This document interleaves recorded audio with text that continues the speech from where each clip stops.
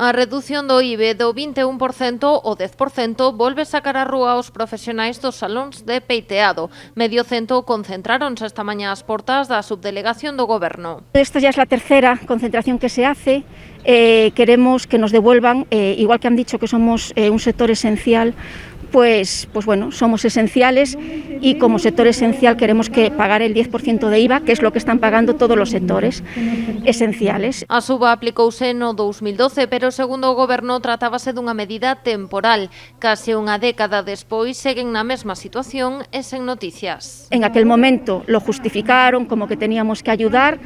Aceptamos, protestando, pero aceptamos, así que por favor ahora necesitamos que nos ayuden. Tampouco entenden que o Executivo Estatal deixara os seus negocios fora das liñas de axudas pola COVID-19. Reclaman que se lles teña en conta porque aseguran a actual situación está a deixalos ao límite. Estamos tocando fondo, o sea, esto nos ha ayudado a incrementar lo que es nuestra problemática, ¿no? De qué es eso, de que no nos está yendo bien, hemos tenido ya que despedir a gente, el control de los aforos está siendo mortal, o sea, el no poder atender a la gente que atendíamos antes, pues bueno, está repercutiendo en que la gente se haga cosas en casa y bueno, pues que son cosas que nos repercuten. Outra das súas reclamacións relacionadas coa COVID-19 é que se lles inclúa na listaxe de colectivos prioritarios para a vacinación.